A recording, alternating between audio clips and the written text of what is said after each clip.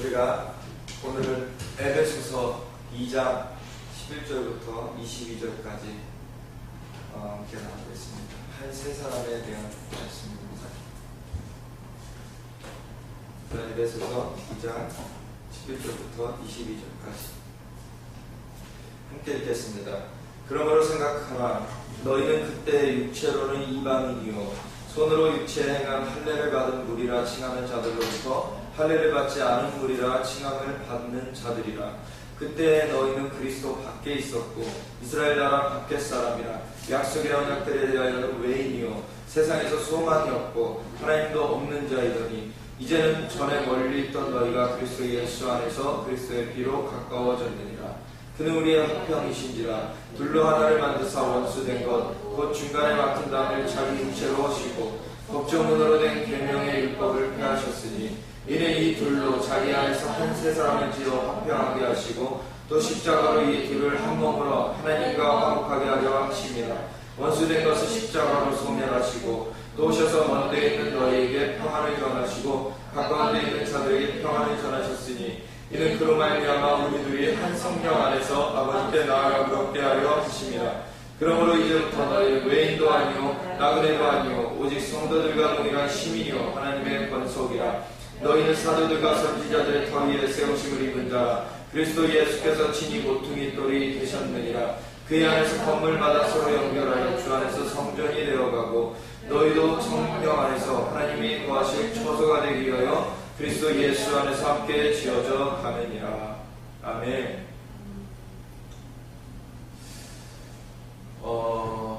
올해 1월 1일 날 인천공항에서 비행기를 타고 이스라엘로 가서 우리가 1월 한 달 그리고 2월 한 달 이렇게 두 달을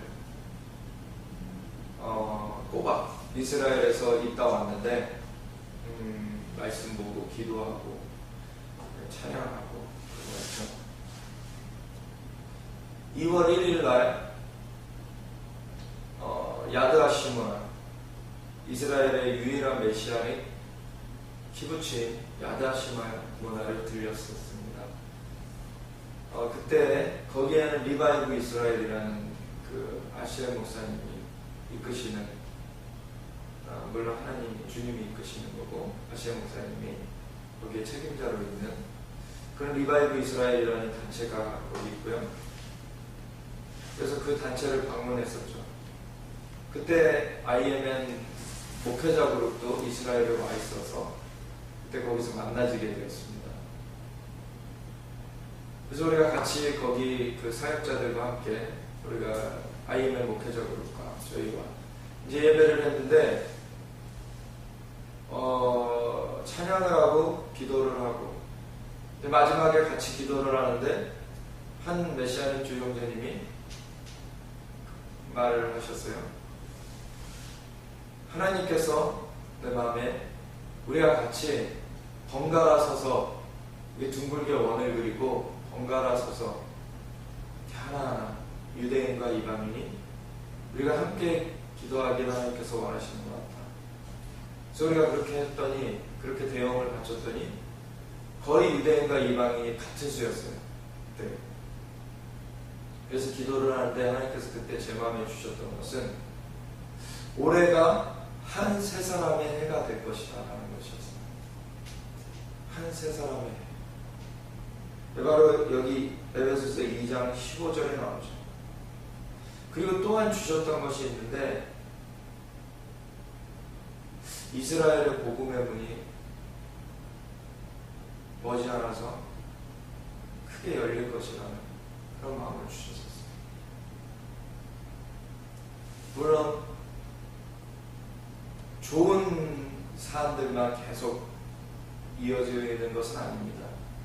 지금 열방에서 팔레스타인을 나라로 세우면서 이스라엘을 나누려는, 그래서 이스라엘을 자꾸 압박을 하죠. 너희 그 영토를 내놓고 돌아가라. 그런 압박이 계속 주어지고 있습니다. 하지만 역사적으로도 하나님께서 이스라엘을 흩으셨지만 다시 모으시겠다고 약속하신 대로 모으신 이후에는 그것에 반발하여서 주변국들이 전쟁을 걸어왔어도 항상 하나님은 승리케 하셨고 땅을 더 얻게 하셨어요. 이스라엘. 그러면서 더욱더 부강하게 하셨습니다. 지금 하나님께서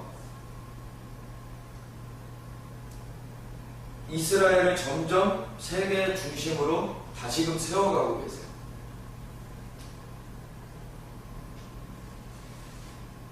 구약에 누누이 기록되어 있듯이 원래 이스라엘, 특별히 예루살렘은 세계의 중심이었습니다. 그렇지만 AD 70년에 로마 티투스 장군이 이끄는 군대에 의해서 예루살렘이 함락되면서 온 열방으로 흩어진 이후에는 거기는 거의 황폐해져서 거의 아무도 살지 않는 그런 곳이 되었었어요. 근데 그럼에도 불구하고 사실 예루살렘을 취하려고 하는 그 세력들은 계속해서 전쟁을 벌여왔습니다.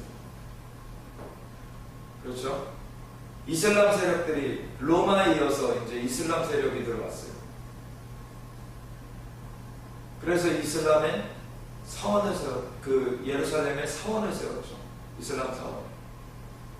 그게 AD 700년, 800년경에 세운 그 사원이 아직도 있죠. 아락사 사원, 성전사 위에 있는 그 황금도, 그것이 다 그때 세워진 거죠. 근데 그 성지를 탈환하겠다고 십자군 전쟁을 일으켜서 유럽에서 그곳에 잠시간 이슬람을 몰아내고 탈환을 했었어요. 처음엔 그게 어떻게 보면 순수한 의도로 시작이 됐었을지 모릅니다. 그렇지만 2차가 되고 3차가 되면서 굉장히 변질됐어요. 굉장히 악한 쪽으로 흘렀습니다. 굉장히 종교의 영에 휩싸여서 성지가 중요한 것은 하나님께서 계시기 때문에 그런 것이고 하나님께서 임하시는 것은 사람들을 주님께서 가까이 하시기 위하여서 임하시는 것인데 그걸 다 망각한 채 그 땅만 차지하려고 했죠. 그래서 저지른 극악한 범죄가 무엇입니까? 유대인들을 죽였어요. 그 땅에 아직 남아있던 정말 그 몇 안 되는 이제는 힘없이 그렇게 있던 그 유대인들을 회당에 다 몰아넣고 불태워 죽이고 강제로 기독교로 개종하지 않는다고 해서 파형시키고 그것은 절대로 참된 그리스도인의 모습이 될 수가 없습니다. 마귀에 사로잡혔던 것입니다. 사실 전쟁을 하다 보면 사륙이 벌어져요. 내가 살기 위해서 남을 죽여야 돼요. 그래서 어떤 전쟁이든지 사실은 먼저 전쟁을 일으키는 쪽은 아무리 처음에 그럴듯한 그런 이유를 대더라도 그런 악한 영에 휩싸이는 그런 우려가 항상 있다는 걸 알아야 됩니다. 현대 이스라엘이 재건되고 나서는 이스라엘을 먼저 싸움을 건 적은 없어요. 주변 국가에서 항상 걸어왔죠.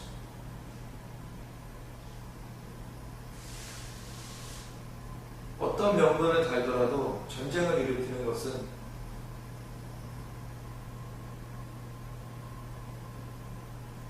선한 것이 될 수는 없어요.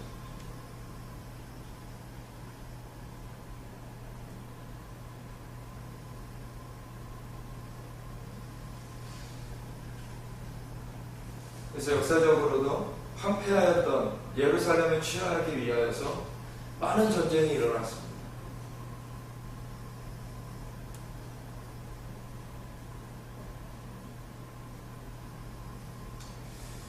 그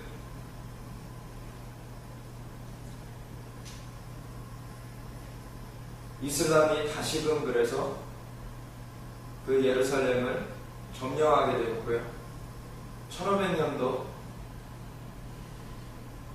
1500년대에 그 성벽을 이제 그 무슬림 그 왕이 재건하게 되죠. 근데 그때 재밌는 거는 지금의 시온산이라 불리는 지역, 그 라피 학교가 있고 그런 지역, 거기를 그 건축자의 실수로 거기를 빼놓는 바람에 거기는 밖에 덩그러니 나와 있죠 지금. 그래서 그것 때문에 사형을 당했죠. 그건 남이고. 어쨌든 그러면서 여전하게 아직도 이슬람이 그 성전산을 차지하고 있는데 지금 점점 달라지고 있습니다. 무엇이 달라지고 있습니까? 예루살렘뿐만 아니라 이스라엘 전 영토가 다 그 오스만 터키, 그 이슬람의 진영이었는데 세계 1차 대전 때 오스만 터키가 패망함으로 영국이 그곳을 이임 통치하게 되었고, 그 세계 1차 대전에 많은 공을 세웠던 그 유대인에게 약속한 바대로 벨포어가 그 땅을 유대인들에게 국가를 세우도록 주겠다라고 약속했던 대로 주게 되었죠. 근데 그 와중에 주변 국가들이 정말 난리를 쳐서 그나마 주기로 한 땅의 23%만 이스라엘한테 돌아갔고, 그 24% 중에서도 지금 주변 아랍 사람들이 들어와서 자기네들 땅이라고 하고 있는 데가 거의 반이죠. 그게 팔레스타인 자치지구죠. 팔레스타인 사람들은 원래 거기 살았던 사람들이 아닙니다. 이스라엘이 1800년도 후반부터 유대인들이 거기에 하나씩 둘씩 이주해 가면서 그런 기반을 놓고 생활을 하기 시작하자 주변에서 이제 유입된 사람들이 하나 둘씩 아랍인들이 있었던 것인데, 그것을 하나님께서 말씀에 이방인들을 선대하라고 하신 대로 선대하면서 같이 살았었죠. 같이 우호적으로 잘 살았었어요. 사실 주변국에서 어떻게 보면은 들쑤시기 전에는 이스라엘과 팔레스타인이 그렇게 문제가 있지 않았습니다.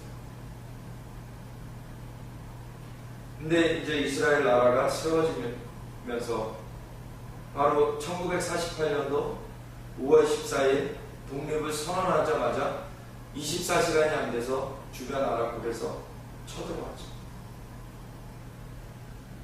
그러면서 팔레스타인 사람들, 그때 이스라엘 땅에 살고 있던 아랍 사람들, 사실 팔레스타인이라는 명칭 자체가 모호합니다. 다 섞여 있어요. 온갖 아랍 사람들이. 정말 요르단에서 온 사람, 아라비아에서 온 사람, 저기 그리스에서 온 사람까지도 다 그냥 이스라엘에 사는, 이스라엘 영토 내에 살고 있는 아랍 사람들은 그냥 통칭해서 팔레스타인이라고 칭하는 것입니다. 팔레스타인 민족이 따로 있었던 게 아니라, 사실 블레셋의 후손이라고 하지만 블레셋은 이미 다윗 시대 그리고 그 이후에 소멸되었죠. 지금에 있는 사람들은 주변국에서 온 사람들이에요. 근데 그럼에도 이스라엘이 받아줬었고 같이 살았지만 주변국에서 전쟁을 걸면서 이스라엘 내에 있는 아랍 사람들을 피신해 있으라 한 것이 난민촌이 시작되게 된 계기죠. 우리가 전쟁을 볼 것이니까 너희는 나가 있다가 우리가 전쟁 이기면 다시 들어와라. 이런 거예요. 승리를 호언장담하고서는 그 일을 저질렀는데 이거 뭐 한 주먹거리도 안 될 것 같은 이스라엘이 버티는 것만도 아주 대단한 일인데 이겨버렸어요, 이스라엘. 그러니까 주변국들이 완전 망신을 당했죠. 그러고 나서는 나몰라라 하는 것이 그 팔레스타인 남긴 문제입니다. 그러나 거기에 그 이스라엘 땅을 떠나기를 거부했던, 이스라엘과 함께 우리는 살겠다 그냥 했던 그 아부고시, 기란여아림, 성경지명으로 그곳 사람들은 여전히 지금도 평화롭게 함께 살고 있어요. 이스라엘 시민권을 받고.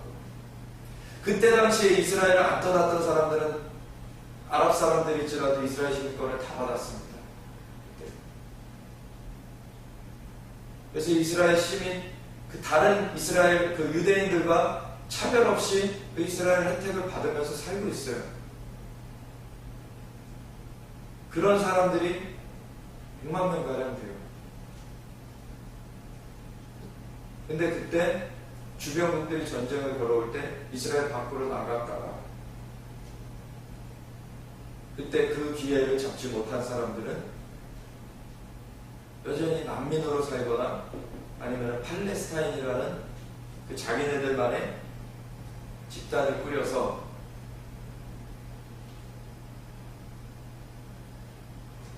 이스라엘한테 시위하고 있는 거죠. 그 중에 많은 사람들은, 대다수 팔레스타인 사람들은 그런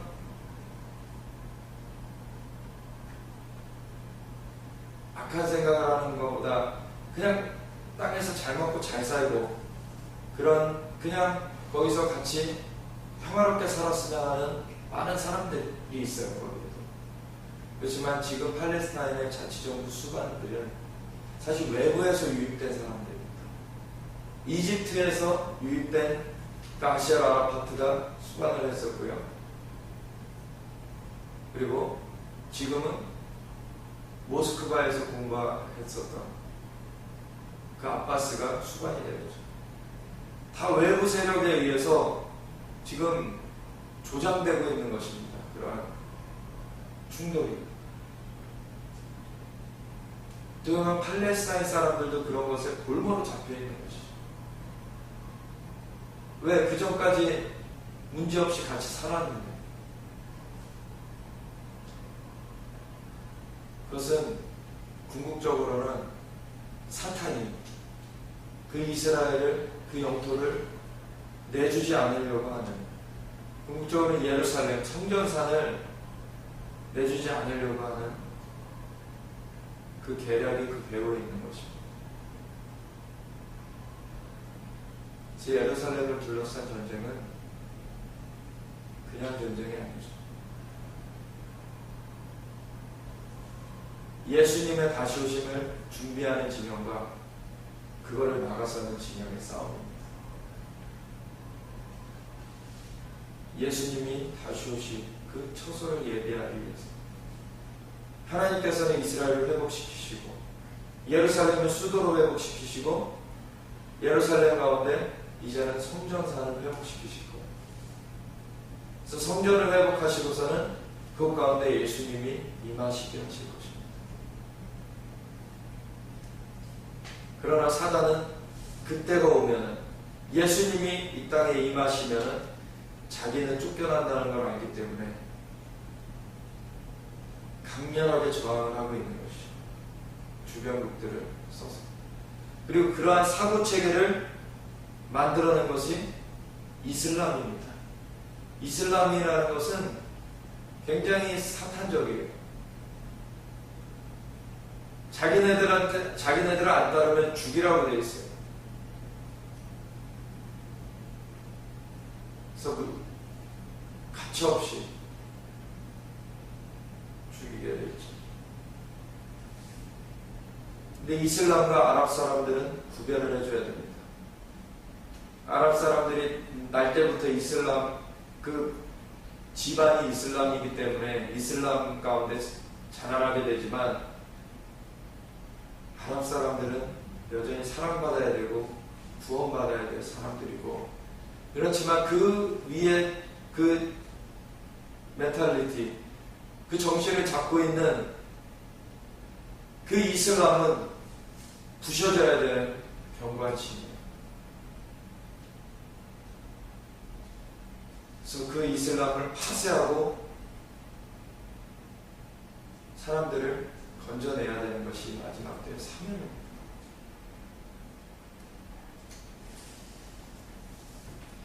근데 이슬람에 그렇게 자라왔기 때문에 그렇게 어떻게 보면 생각할 수뿐이 없는 사람들은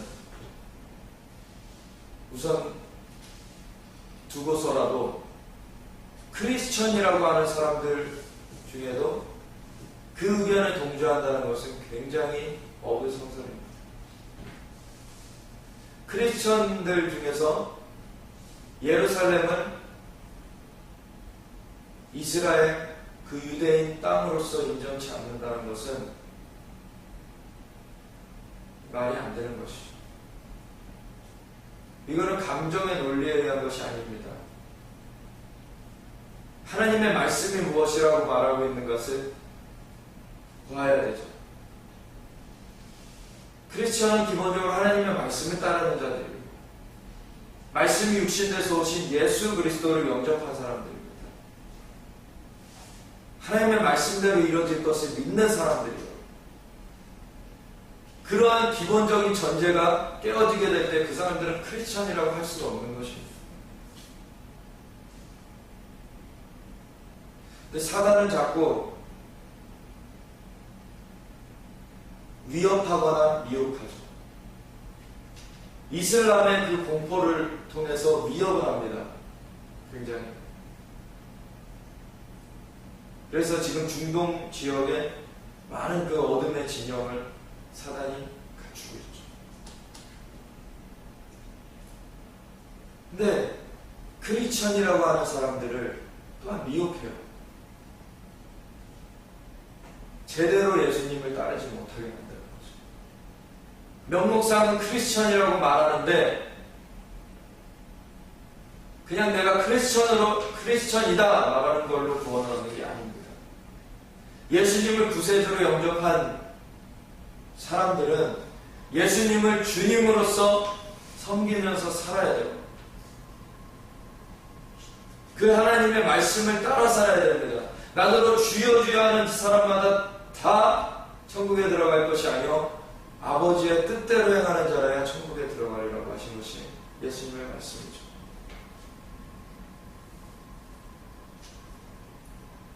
사탄은 크리스천이라고 하는 것에 대해서 무서워하지 않아요. 진정 예수를 따르는 자 아닌가, 그걸 보는 것입니다. 그 예수님을 따르는 무리들을 통칭해서 그리스도인이라고도 하고요, 교회라고도 하죠. 이 땅에 예수님의 몸, 예수님의 신부라고도 표현돼요. 교회. 사실 이 에베소서는 그 교회에 대해서 너무나 많은 것들을 말해줍니다. 교회론 서신서라고도 하죠. 이미 에베소서 1장의 마지막 부분을 보면은 17절부터 보면은 우리 주 예수 그리스도의 하나님 영광의 아버지께서 지혜와 계시의 영을 너희에게 주사 하나님을 알게 하시고 너희 마음의 눈을 밝히사 그의 부르심의 소망이 무엇이며 성도 안에서 그 기업의 영광의 풍성함이 무엇이며 그의 힘의 위력으로 역사하심을 따라 믿는 우리에게 베푸신 능력의 지극하심이 어떠한 것을 너희로 알게 하시기를 구하노라. 그의 능력이 그리스도 안에서 역사하사 죽은 자들 가운데서 다시 살리시고 하늘에서 자기의 오른편에 앉히사 모든 통치와 권세와 능력과 주권과 이 세상뿐 아니라 오는 세상에 일컫는 모든 이름 위에 뛰어나게 하시고 또 만물을 그의 발 아래에 복종하게 하시고 그를 만물 위에 교회의 머리로 삼으셨느니라. 교회는 그의 몸이니 만물 안에서 만물을 충만하게 하시는 이의 충만함입니다. 교회가 나오고 있어요. 예수님을 하나님께서 살리시고 하늘에서 자기 오른편에 앉히시고 모든 통치와 권세와 능력과 주권과 이 세상뿐 아니라 오는 세상에서 일컫는 모든 이름 위에 뛰어나게 하시고 또 만물을 그의 발 아래 복종하게 하셨는데 바로 그분은 만물 위에 교회의 머리로 서신 분이십니다.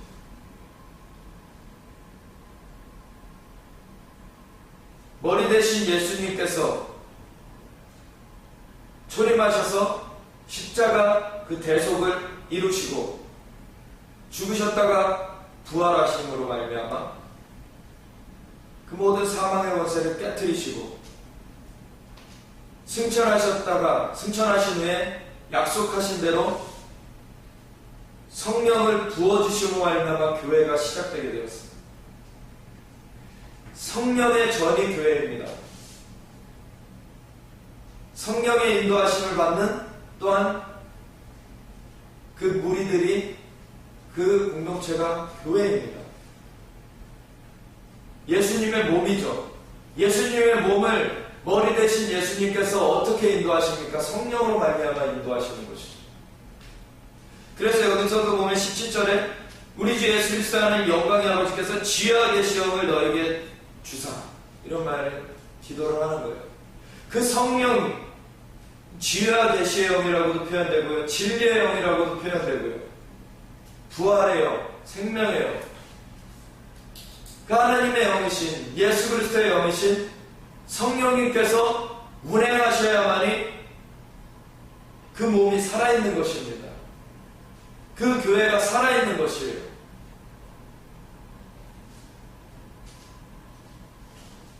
그래서 머리 대신 예수님의 인도하심을 따를 수가 있는 것입니다. 성령의 인도하심을 따를 때만.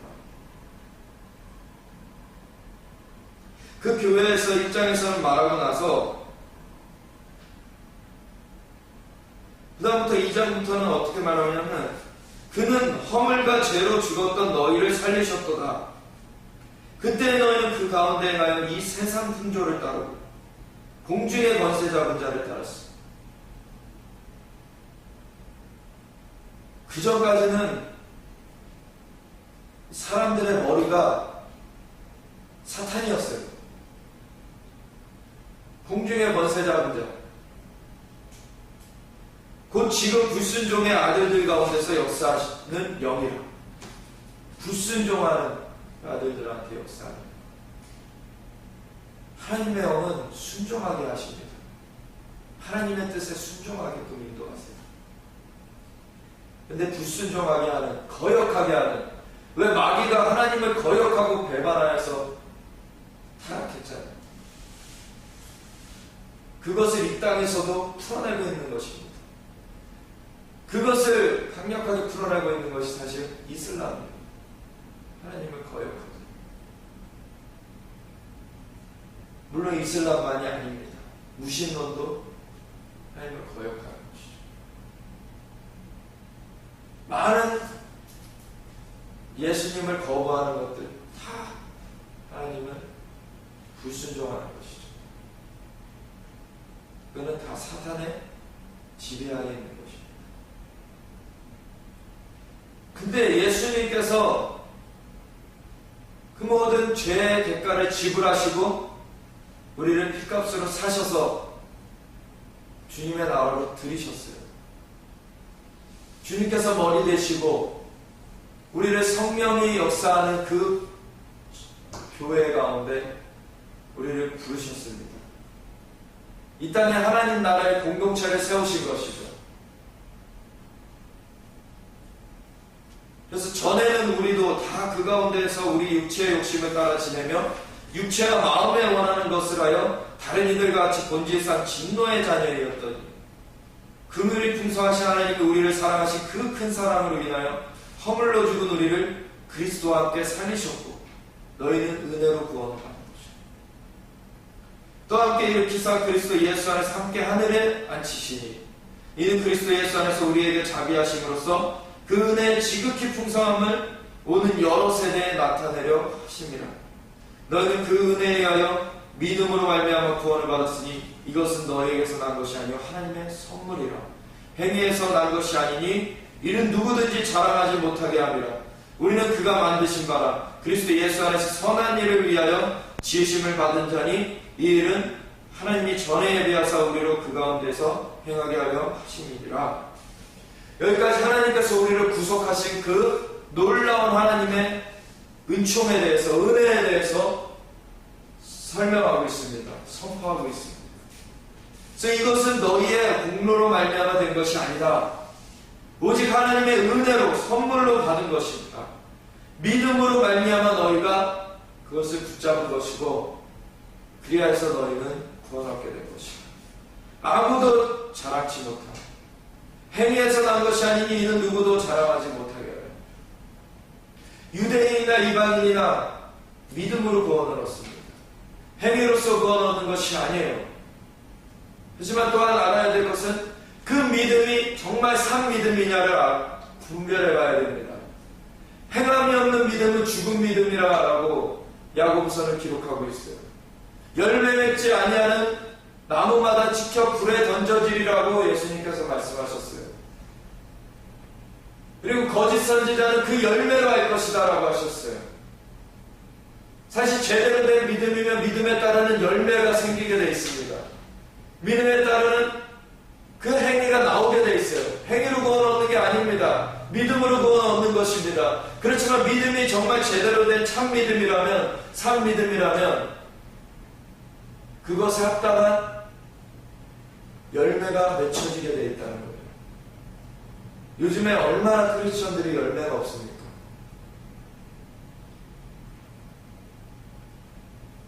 너희는 세상의 빛과 소금이라.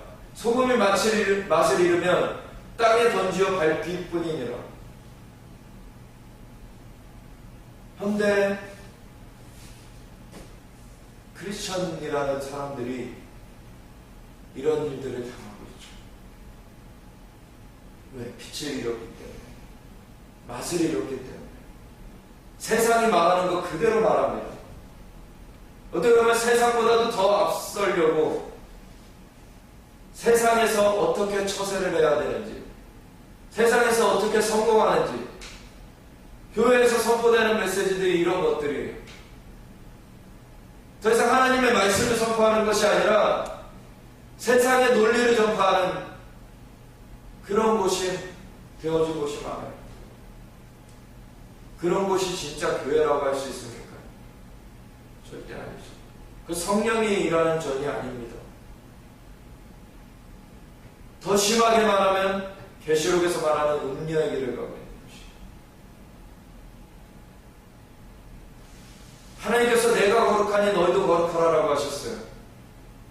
거룩이라는 것은 구별되다라는 거예요.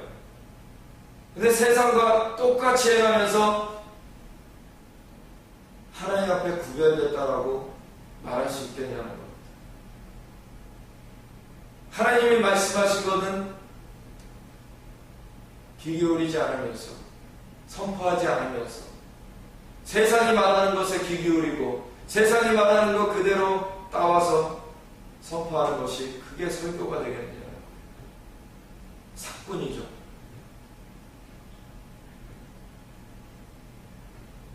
교회는 성령의 전이고 진리가 선포되는 곳이고, 여기 말하는 것처럼 그전에는 불순종의 영한테 잡혀있던 자들, 전에는 다 욕심 가운데 육체의 욕심을 따라 지내며 육체와 마음에 원하는 것을 하여서 본질상 진노의 자녀이었던 사람들이 건짐을 받아서 이제는 순종의 영으로, 진리의 영으로, 하나님의 뜻으로 이제 살아가게 된 그런 무리들이 있는 곳이 교회입니다. 교회가 더 이상 그 진리를 선포하는 역할을 감당하지 않는다면 그것은 죽은 거예요.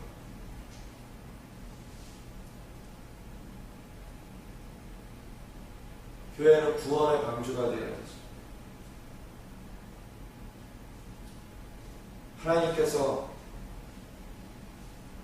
예수 그리스도를 땅에 보내셔서 그 모든 고난을 겪으시고 십자가에서 돌아가시면서 우리를 대속하게 하셨어요. 그리고 승천하신, 부활하시고 승천하신 예수님이 성령님을 보내셔서 그 제자들, 그 공동체 가운데 먼저 교회를 세우셔서 그들로 하여금 복음을 증거케 하셨습니다. 그것이 점점 예루살렘으로부터 온 열방에 증거돼서 누룩과 같이 번져간 것이, 그것이 바로 교회예요. 그 하나님의 그 진리, 하나님의 구원의 복음, 그것을 증거하는 것을 멈췄다라면 이제 더 이상 교회가 아닙니다. 더 이상 이 현대교회는 많은 커다란 교회들이, 근데 커다란 교회들만이 아니죠. 커다란 접건 간에 교회 성장이라는 것에 너무 매여 있고, 그것이 어떠한 전도에 의해서 오는 것이 아니라 어떻게 하면 마케팅 기법을 잘 써가지고 사람들을 우리 교회로 몰아올까, 이런 것은 많이 생각합니다. 그리고 사람들을 어떻게 하면 기분 좋게 해줘서 사람들이 보다 우리 교회에 많이 오게 할까, 이런 것들에 머리가 너무 잘 돌아가요. 교회는 기분 좋은 말 해주는 곳이 아닙니다. 복음은 복된 소식이에요. 맞아요. 좋은 소식입니다. 근데 좋은 소식이 기분 좋은 소식은 아니에요. 궁극적으로 기분 좋은 소식입니다. 왜? 생명을 주는 소식이기 때문에. 그 영생을 주는 소식이기 때문에. 근데 당장에는 기분이 나쁠 수 있어요. 왜? 세상에 그 불순종의 영을 따라서 이 세상에 역사하는 그 공중의 권세 잡은 그 영을 따라서 역사하는, 따라서 그 불순종함에 사는 그 사람들한테 그것이 잘못됐다라고 말해야 되기 때문에 그래요. 회개하고 복음을 믿으라 그래야 되기 때문에 그렇습니다. 세상의 것을 그대로 가지고 와서 구원을 얻을 수 없습니다. 아버지의 뜻대로 행하는 자를 천국에 합당하는 것이었습니다. 물론 세상을 등지라는 것이 아닙니다. 우리 세상의 빛과 소금이 되어야 돼요. 배우의 역사하는 영이 무엇인가? 그 배우의 역사하는 그런 멘탈리티가 무엇인가? 그것을 우리가 바르게 분별해야 됩니다. 재물이 목적이 되어서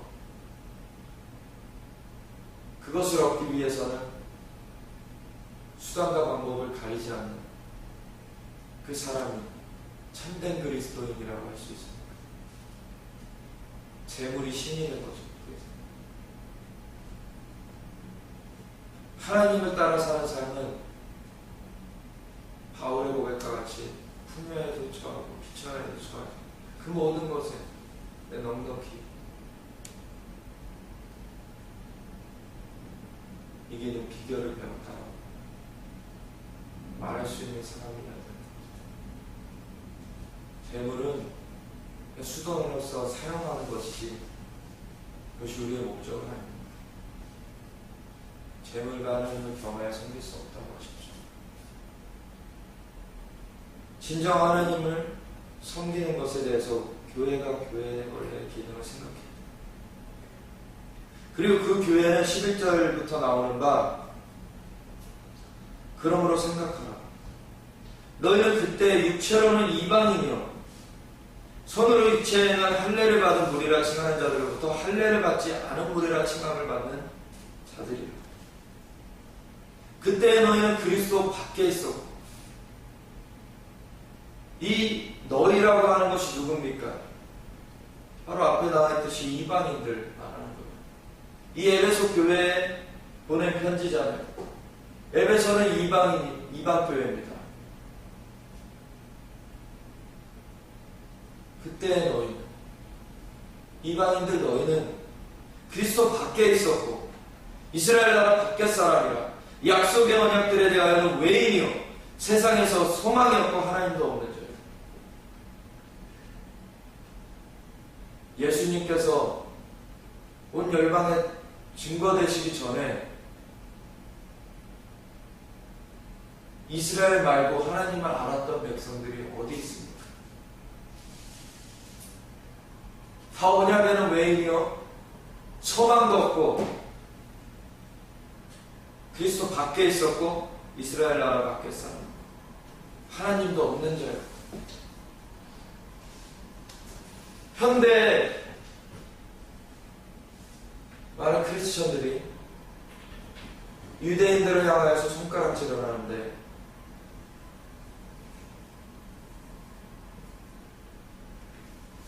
아까 2장 앞절에서 보았듯이 우리가 구원을 얻은 것도 오로지 하나님의 은혜라는 것을 망각하면 안 됩니다. 손가락질 하는 순간 자기 의가 거기에 개입되는 것입니다. 내가 나 잘나서 구원 얻었다고 말하게 되는 것입니다. 원래는 사실 유대인들에 비하면 정말 하나님과 아무 상관없던 자들이었어요. 이스라엘 사람들은 얼마나 많은 하나님과의 그 교류의 역사가 있습니까?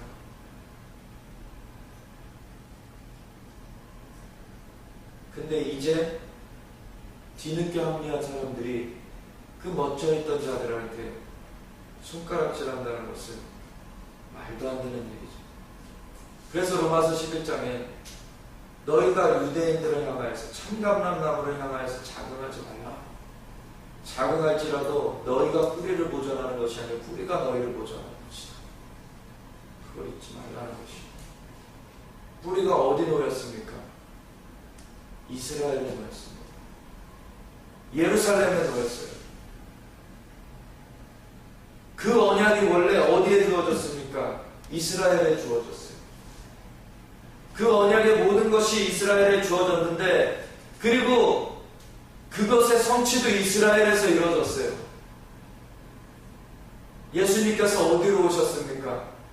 이스라엘 가운데 유대인으로서 태어나셨고 유대인의 왕으로서 돌아가셨고 예루살렘에서 부활하셨고 승천하신 후에 예루살렘에 주님의 영을 부어주셨어요.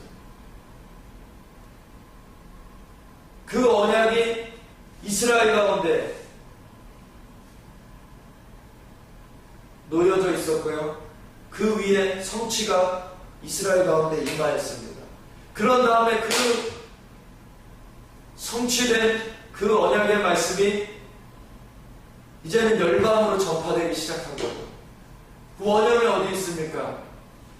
이스라엘에 있었던 거예요. 예루살렘에 있었던 거예요. 유대 제자들한테서 그것이 증거되기 시작한 거예요. 교회가 어디서 시작됐습니까?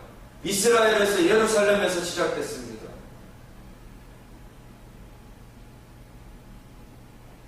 그거를 잊어버릴 때 우리의 정통성이 로마에 있는 것이 아닙니다.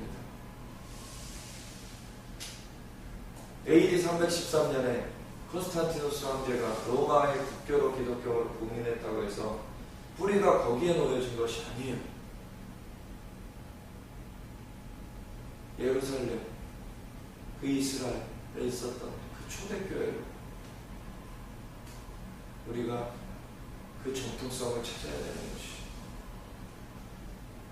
하나님께서는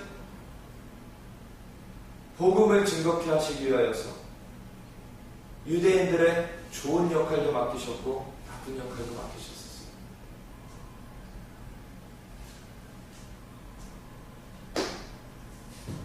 예수님을 메시아라는 것을 그때 당시에 이방인들은 전혀 하나님에 대한 개념이 없었기 때문에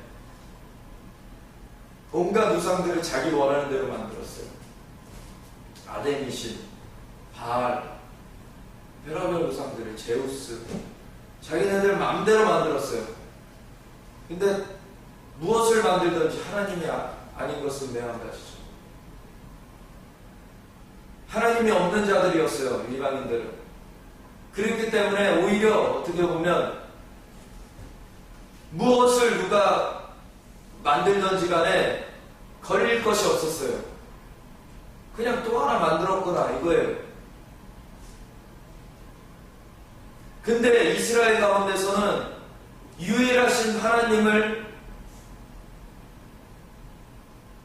믿고 있었기 때문에 유일하신 하나님 앞에 다름을 받았고 그들한테 그 말씀이 있었기 때문에 그들은 타협할 수가 없었죠. 오히려 그것 때문에 예수님을 십자가에 못 박게 됐습니다. 이게 신성모독한다는 것이죠. 하나님을 자기 아버지라고 하고 자기가 하나님의 아들이라고 하고 자기가 메시아라고 하고 신성모독이라는 죄로 예수님을 십자가에 못 박았다. 오히려 예수님께서 그 7교회를 향한 편지를 쓰라고 하실 때 라오디게아 교회를 향해서 너희가 차든지 덮든지 알아 미지근하면 내가 토하여 내 책이라고 하셨어요. 이방인들은 이래더웅 저래더웅이에요. 오히려 어떻게 보면 세상에서 볼 때는 그게 평화로운 것 같아요. 이스라엘은 유별난 것 같아요. 근데 진리는 그렇게 뒤섞여 있지 않습니다. 그렇게 모호하지 않아요. 명확합니다. 유일하신 참 하나님 외에는 다 우상이에요. 너무나 명백한 것입니다. 근데 그 판단을 예수님 초림하셨을 때 바리새인들과 서기관들이 잘못했죠. 네, 예수님은 메시아인데 그건 몰라봤어요. 그렇지만 그럼에도 불구하고 여전히 어떻게 보면 이방인들보다도 낫습니다. 우리 예수님은 산상수훈에 그렇게 말씀하시죠. 서기관과 바리새인들의 의보다 낫지 못하고 천국에 들어가지 못해요. 그런 서기관과 바리새인들의 의조차 없었던 것이 이방인들이에요. 비록 형식적으로 하나님의 말씀을 따랐던 자들이지만 그 형식조차 없었던 것이 이방인들이었다는 거예요. 온갖 우상을 만들어 놓고 섬기던 것이 이방인들이었다는 것입니다. 근데 그 모든 기준들을 하나님께서 이스라엘 가운데 알려주셨어요. 근데 그것을 잘못 알아들어서 예수님을 십자가에 못 박은 자들도 유대인들 가운데 있었지만 이 예수님의 그 대속 사건 이전에는 누구라도 사실은 그렇게 예수님을 거부할 수 있었습니다. 왜? 성령이 임하여서 성령이 역사하여서 깨닫게 하시기 전까지는 정말 소수의 그 제자들과 몇몇 빼고는 예수님이 메시아시라는 것을 볼 수 없었죠. 이방인들은 아예 메시아가 온다는 것 자체조차 몰랐던 거예요. 그렇지만 그 대속사역을 이루시고 나서 예수님께서 승천하시고서 성령을 예루살렘에 부어주시는 말미암아 그 예루살렘에서 하루에 3,000명이 회개하는 일들이 일어났어요. 예루살렘 지금도 그렇게 인구가 많지 않습니다. 몇십만 분이 안 돼요. 근데 그때 당시에는 얼마나 더 적었겠습니까? 예수님 초림 때. 근데 그 중에 하루에 3,000명이 회개했다는 것은 엄청난 숫자가 주님께로 돌아온 거예요.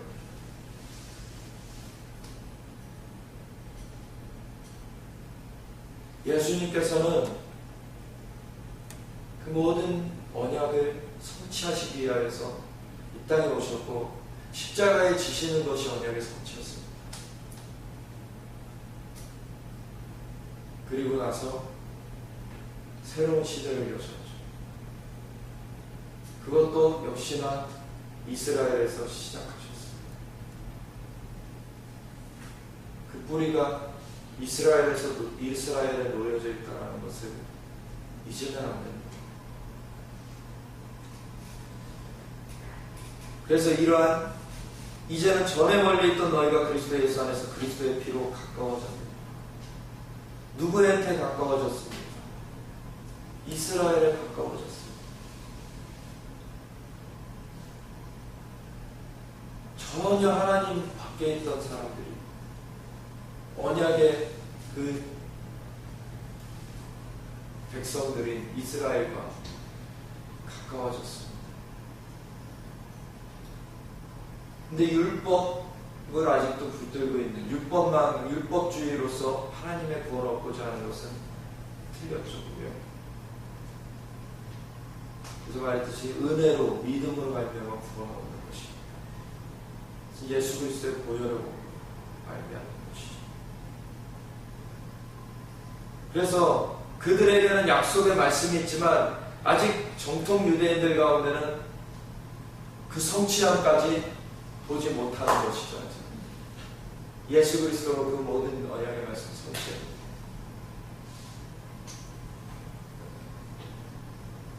근데 이스라엘에 그 참된 제자들이 남은 자들이 있었다라는 것을 우리는 잊지 말아야 되고 그들을 통하여서 온 열방에 복음이 증거되게 되었다는 것을 잊지 말아야 됩니다. 그들과 함께 서게 된 거예요.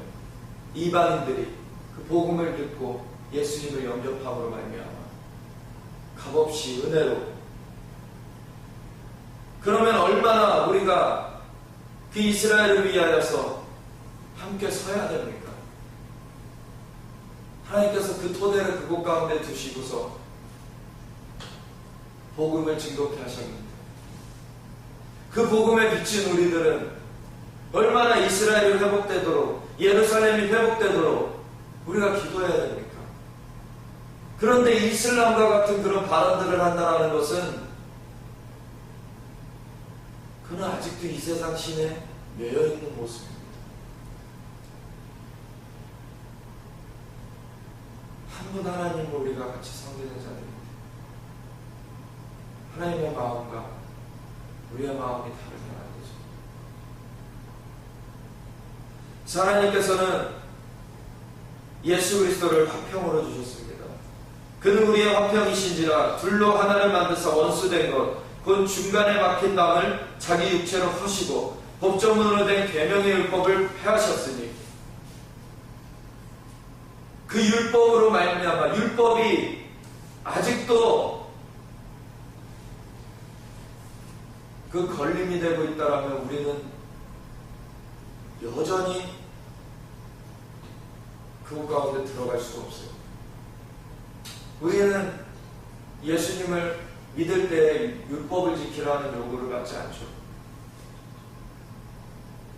믿음으로 구원 얻는 것이죠. 근데 아까 말씀드렸듯이 선믿음이면 행함의 열매를 맺는다. 그것을 또한 분명하게 기억하고 있어요. 우리의 삶이 열매를 맺는가를 봐야 돼요. 근데 주님께서 예수님을 영접할 때 어떤 조건을 제시하지 않으셨어요. 그냥 선물로 은혜로 주셨어요. 그리고 그 모든 것이 이스라엘은 참 오랫동안 그거를 다루심을 받으면서 말씀을 받고 그거를 기다리고 그러면서 예수님께서 오셨을 때 그 혼동도 겪고 예수님이 참된 메시아인가 아닌가. 그래서 죽었다 부활하신 예수님, 그를 보았지만 예수님을 보았지만 다시 승천하셔서 어디로 갔는지 모르는 상황 속에서 기도하고 있을 때 성령을 받는 그런 데까지 엄청난 세월이 걸렸었어요. AD 2000년경 아브라함이 언약을 받을 때부터 하면 2000년 만에 그 일이 이스라엘에 이루어졌습니다. 근데 지금의 이방인들 어떻습니까? 한 5분이면 그 복음을 들을 수 있어요. 이스라엘이 그 모진 고난을 사실은 겪으면서 하나님께서 그 백성을 세우시고 그곳 가운데 기초를 두시고 그 복음을 그곳 가운데 이루셨어요. 근데 이방인들 거저 먹고 있는 거예요, 사실. 그러면서 그 은혜를 망각하고서는 이스라엘을 욕하고 있다는 것. 얼마나 잘못된 일입니까?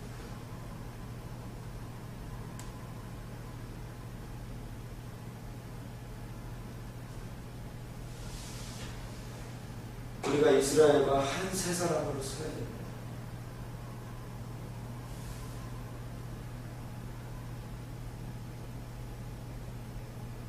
하나 돼서 서야 돼요.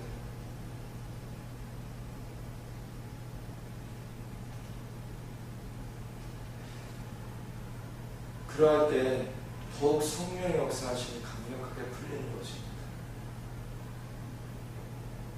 그 유업이 아직 이방인들로서는 정말 알 수 없는 그 많은 유업이 그곳 가운데 있어요. 우리는 이제 걸음마를 뗀 것입니다. 사실 구원은 아무 조건 없이 예수 그리스도를 영접함으로 믿음으로 말미암아 얻게 돼요. 그렇지만 그 하나님 나라에 들어간 자들로서 우리가 그 하나님의 그 약속된 그 풍부한 그 언약들을 누리는 것은 그 또 다른 차원입니다.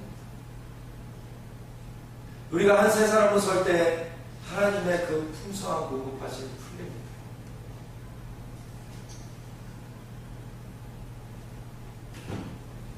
또 십자가로 이 둘을 한 몸으로 하나님과 화목하게 하려 하십니다. 원수된 것을 십자가로 소멸하시고 또 오셔서 먼데 있는 너에게 평안을 전하시고 가까운 데 있는 자들에게 평안을 전하셨습니다. 참된 평안은 예수 그리스도 안에서만 일어나는 것입니다. 세상이 말하는 그 평안은 그거는 우상을 섬기는 것과 다를 바 없는 평화예요. 그냥 너도 옳다 나도 옳다 다 옳다 해주는 것이죠. 종교다원주의와 같은 거죠. 마호메트도 그리스도가 될 수 있고 부처도 그리스도가 될 수 있고 다 구원의 이름이 될 수 있다 이렇게 말해버리는 거예요. 그건 절대적으로 진리가 아니죠. 세상은 그렇게 세력을 규합해가고 있습니다. 자기네들끼리는 서로 위해주는 것 같지만 결국에는 반하나님 연합을 만들어가고 있는 거예요. 구원은 누가 주십니까? 하나님만이 주실 수 있어요. 근데 하나님이 제시하신 방법 말고는 소망이 없습니다. 예수 그리스도 외에는 그 어떤 것도 구원 얻을 만한 다른 이름을 하나님께서 주신 적이 없어요. 그거는 세상 사람들이 보기에는 문제를 일으키는 것 같이 보여요. 어떻게 보면 자기네들만 옳다고 하는 독선주의자처럼 보여요. 그렇지만 그게 실제인 걸 어떡합니까? 그게 진리인 걸 어떡합니까? 그렇다고 그 사람들이 그 외국 사람들이 그대로 가게 내버려 두겠다는 것이 아니잖아요. 그 사람들도 같이 이 구원의 대열에 합류하기를, 구원을 얻은 우리도 은혜로 선물로 받은 것이지 우리가 잘나서가 아닌 것을 우리도 알고 있는 것이고요. 너무나 간단하게 예수님만 영접하면 구원을 얻을 수 있는 것을 거부한다면 그러면 구원을 얻을 수 없다는 것을 이미 아는 자들로서 정말 암을 치료하는 방법을 아는 자로서 암에 걸린 사람들한테 그것을 전달해주는 그것과 같이 이미 아는 사람들은 그걸 전해주는 거잖아요. 여기에 진짜 길이 있다, 길을 발견한 사람들인 거죠. 내가 잘났다라는 것이 아니라 그것을 타협하면 안 되는 것입니다. 마지막 때 음녀가 그것을 타협하도록 만드는 거예요.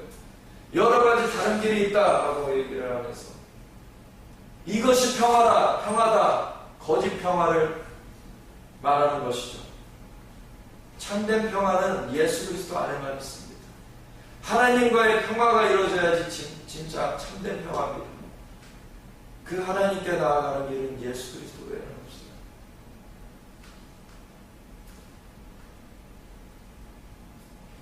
이는 그로 말미암아 우리들이 한 성령 안에서 아버지께 나아가는 그렇게 하는 것입니다.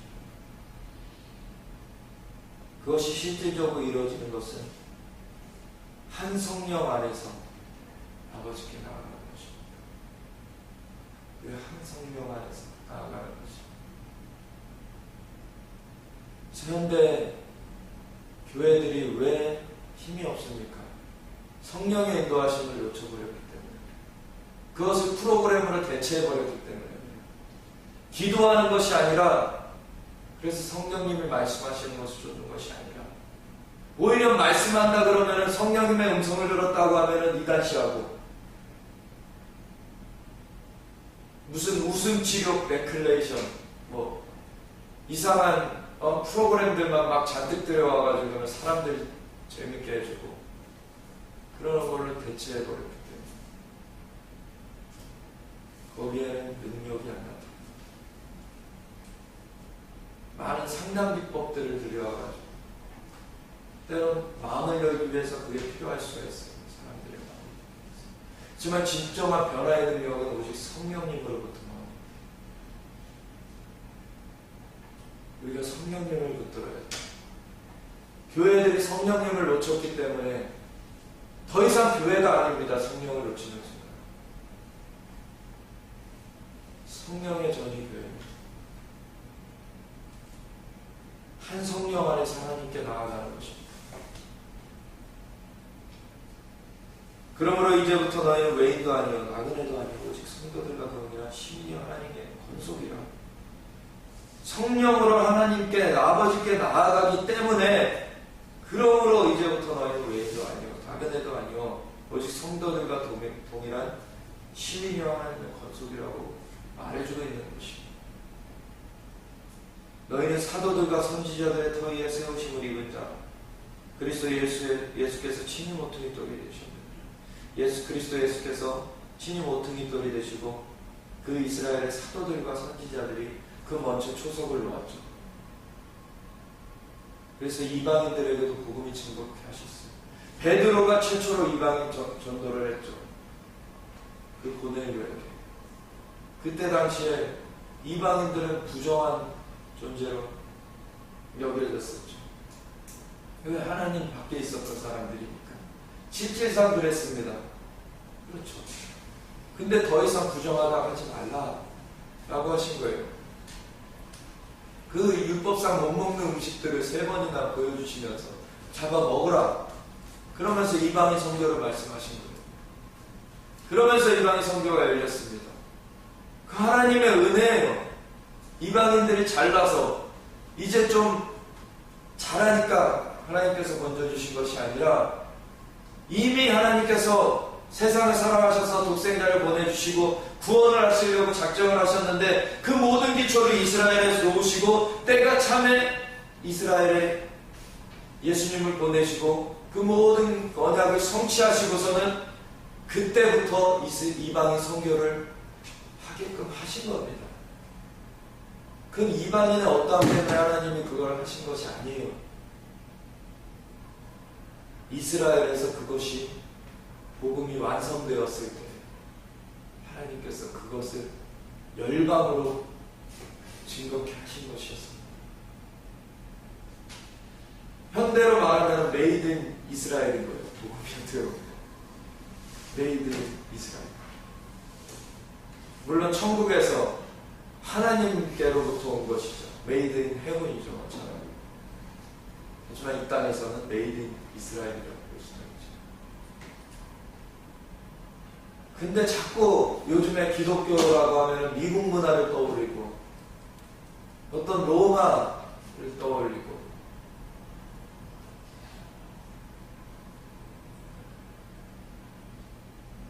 그런 것이 정통이 아닙니다. 우리가 진정한 정통으로 돌아가야 돼요. 그럴 때 그의 안에서 건물마다 서로 연결하여 주 안에서 성전이 되어가는 것입니다.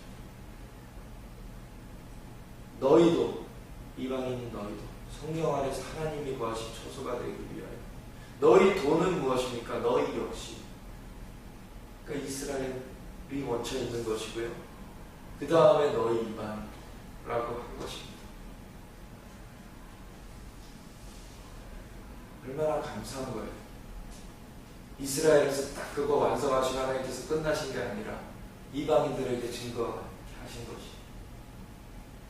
그래서 우리도 여기에 끼게 된 거예요. 성령 안에서 하나님의 거하신 초소가 되기 위하여 그리스도 예수 안에서 함께 지어져 된 것입니다. 이것이 참된 교회의 모습이에요.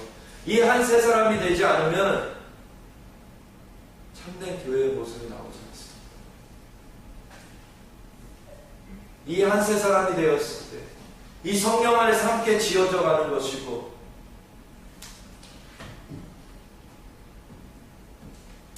하나님이 거하신 초소가 되기 위하여서 예비되어져 가는 것이죠.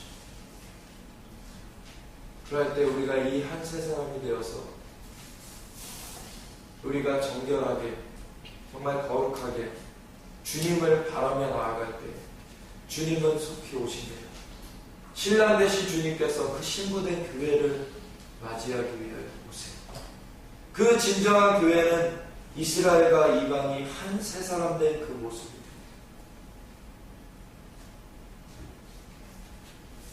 그래서 우리가 이스라엘을 위해서 기도해야 돼요. 예루살렘의 회복을 위해서 기도해야 돼요. 우리가 주님 안에서 함께 지어져 가는 것입니다. 그 센터가 저 예루살렘에 있는데 우리가 그것을 위해서 기도하지 않는다면 우리가 그 소속감이 없는 것이죠. 예루살렘으로 주님 임하십니다. 우리가 그것을 위해 함께 기도하며 나아가길 바랍니다.